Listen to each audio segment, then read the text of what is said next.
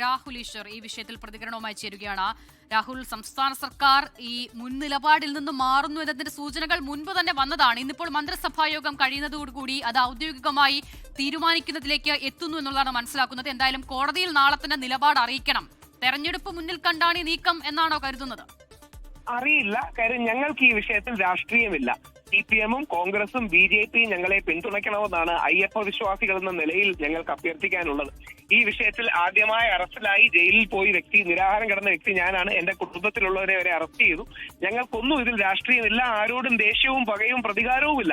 എല്ലാവരും അയ്യപ്പ വിശ്വാസത്തെ സപ്പോർട്ട് ചെയ്യണമെന്നും ഈ സുപ്രധാനമായ കേസിൽ 9 അംഗ ബെഞ്ചിന്റെ കേസിൽ കേരള ഗവൺമെന്റും ദേവസ്വം ബോർഡും നമ്മളെ സപ്പോർട്ട് ചെയ്യണമെന്നുള്ള താഴ്മയുള്ള അഭ്യർത്ഥന മാത്രമാണ് നമുക്ക് മുമ്പോട്ട് വെക്കാനുള്ളത്. മുമ്പ് ഏതെങ്കിലും ഒരു നിലപാടെടുത്തതിന്റെ പേരിൽ ആരെയും പരിഹസിക്കാനോ അകറ്റി നിർത്താനോ അധിക്ഷേപിക്കാനോ ഞങ്ങൾ ആരും തയ്യാറല്ല. വിശ്വാസികളെല്ലാം ഇതിനെ സ്വാഗതം ചെയ്യുകയാണ്. CPM-ഉം കോൺഗ്രസും BJP-യും നമ്മളെ പിന്തുണയ്ക്കണം.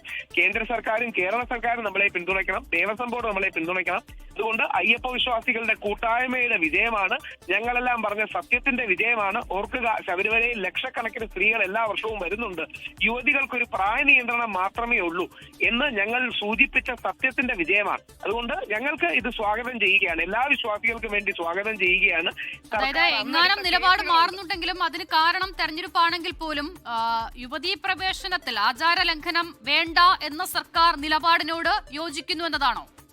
വിശ്വാസ സംരക്ഷണം പ്രധാനമാണ് എന്ന സർക്കാർ നിലപാടിനോട് ആർട്ടിക്കിൾ 25 എന്നുള്ള അടിസ്ഥാന ഫണ്ടമെന്റൽ റൈറ്റ്, മൗലിക അവകാശ സംരക്ഷണം വേണം എന്നുള്ള കാഴ്ചപ്പാടിനോട് നമ്മളെല്ലാം യോജിക്കുകയാണ്. ഈ വിഷയത്തിൽ കമ്മ്യൂണിസ്റ്റും കോൺഗ്രസും BJP-യും ഇല്ല. നമ്മളെല്ലാം ഒരുമിച്ചാണ്. നമ്മളെല്ലാം അയ്യപ്പ വിശ്വാസികളോ അല്ലെങ്കിൽ സർവ്വമത വിശ്വാസികളോ ആണ്.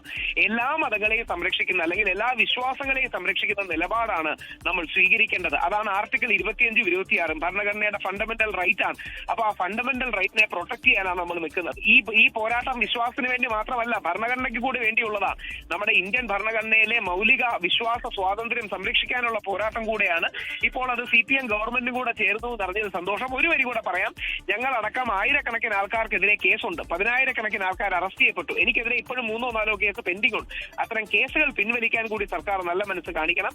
വിശ്വാസികളോട് പുതിയൊരു ചാപ്റ്റർ തുറക്കാനാണ് ആഗ്രഹമെങ്കിൽ അങ്ങനെയും കൂടി ചെയ്യണം. സ്വാഗതം ചെയ്യുന്നു. കാര്യം ഞങ്ങൾക്കാർക്കും ഈ വിഷയത്തിൽ കക്ഷി രാഷ്ട്രീയമില്ല.